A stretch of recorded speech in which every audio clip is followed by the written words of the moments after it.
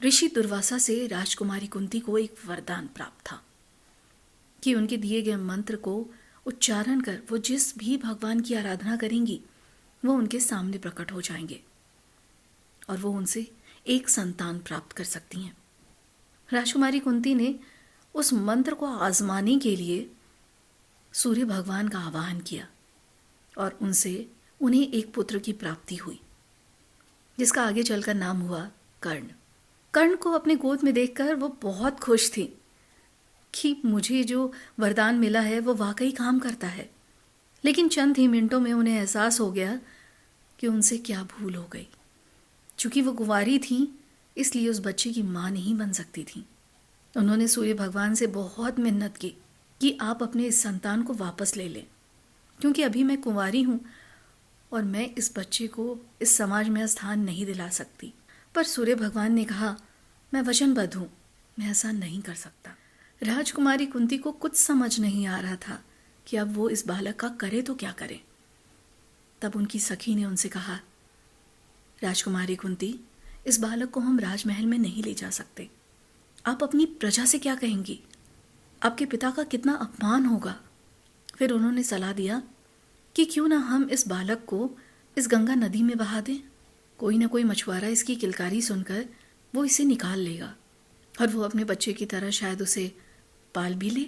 अगर ऊपर वाले ने ये आपको प्रसाद दिया है तो उसका ध्यान भी वही रख लेंगे। फिर उन्होंने ऐसा ही किया। कर्ण को एक टोकरी में बांधा और उस टोकरी को बंद करके उस नन्हे से बालक को नदी में बहा दिया।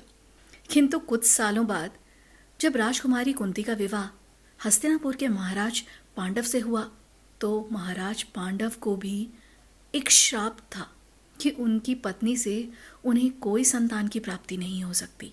फिर वहाँ पर कुंती ने अपना वरदान का प्रयोग कर 5 पुत्रों को प्राप्त किया जो आगे चलकर पांडव कहलाए।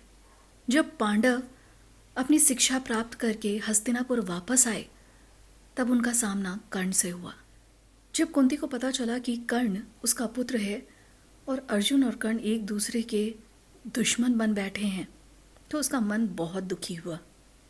उसने सोचा वो कर्ण से मिले और उसे जाकर अपनी परेशानी बताए कि उसने कर्ण को क्यों ऐसे ही छोड़ दिया था, उसकी क्या मजबूरी थी। शायद कर्ण बेटे के नाते अपनी माँ की समस्या समझ पाए। जब वो कर्ण से मिली तब कर्ण ने कमल का एक फूल उठाकर कुंती के चरणों में रखा।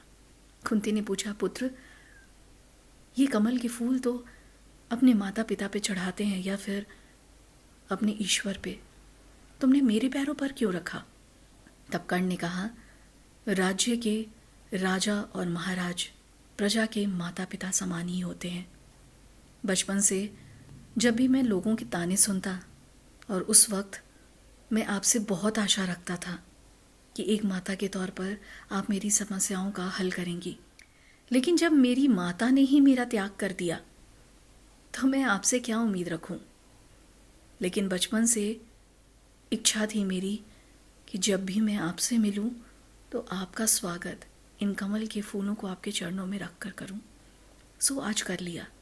कुंती की हिम्मत तो नहीं हुई कि कर्ण को बता पाए कि वही उसकी माँ है, लेकिन कुंती ने कहा, पुत्र, तुम मुझे माँ बुला सकते हो क्योंकि तुम भी मेरे अन्य पांडवों की तरह ही तो पुत्र हो। तब कर्ण ने कहा, माफ़ कीजिएगा महारानी, मैं इस राजमहल में अपनी माँ ढूंढने नहीं आया हूँ, एक उद्देश्य से आया हूँ और आपका पुत्र मेरा दुश्मन है।